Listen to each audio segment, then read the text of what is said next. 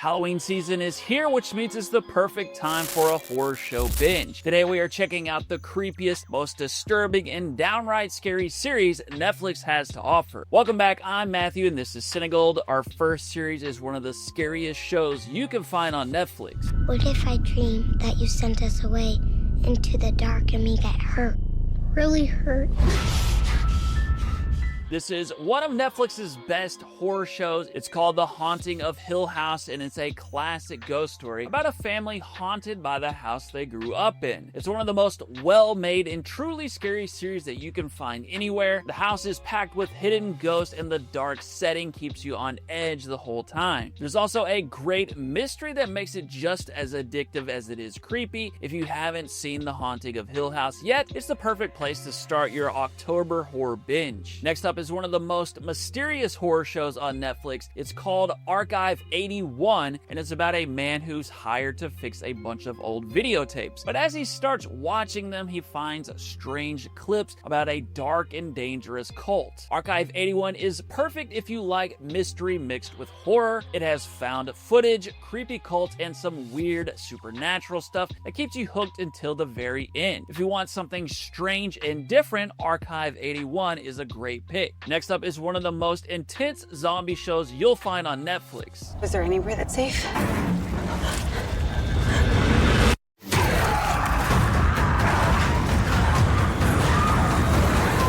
This is Black Summer, a fast-paced story about strangers trying to survive the first days of a zombie apocalypse. What makes it stand out is how real it feels. The camera work puts you right in the middle of the chaos, and the action almost never slows down. It's loosely connected to the series Z Nation, but you don't need to see that one to enjoy it. Black Summer stands on its own as one of the most intense zombie series on Netflix, packed with shocking moments that'll keep your heart racing. This next series is one I go back to every Halloween season. It's called Guillermo del Toro's Cabinet of Curiosities. It's an anthology, which means each episode tells its own story. You'll find a mix of tales here, from H.P. Lovecraft stories to monsters, dark magic, and gothic horror. Every episode was made by a different horror director chosen by Del Toro himself. It's a creative and surprising series that shows why Del Toro is one of the best in the horror world. This next one is one of my top horror series on all of Netflix.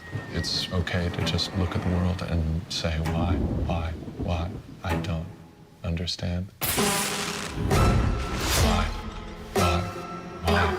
This is called Midnight Mass. It takes place on a small island where strange things begin to happen after a new miracle-performing priest arrives. Midnight Mass isn't the scariest horror show on Netflix, but it's one of the most unforgettable. There's a deep sense of mystery running through it. Is the priest really performing miracles, and why are bodies starting to show up across the island? The writing is excellent and keeps you hooked from beginning to end. If you like horror that makes you think as much as it scares you, Midnight Mass is one you shouldn't skip. Next up is a series based on stories from one of Japan's best horror writers. It's called Junji Ito Maniac, Japanese Tales of the Macabre. Each episode is a short animated story that starts out pretty normal but quickly turns dark and strange. Junji Ito is one of the biggest names in horror right now. He's known for his creepy art style and wild ideas that stick in your head. Not every story in this series is perfect, but the best ones are pure nightmare fuel that you won't soon forget.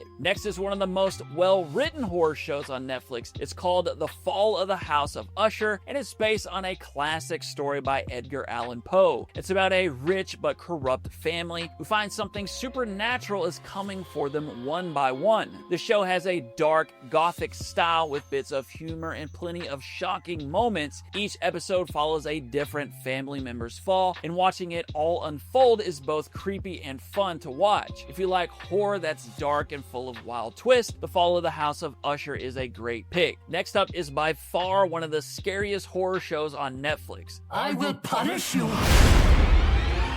And I always keep my promises.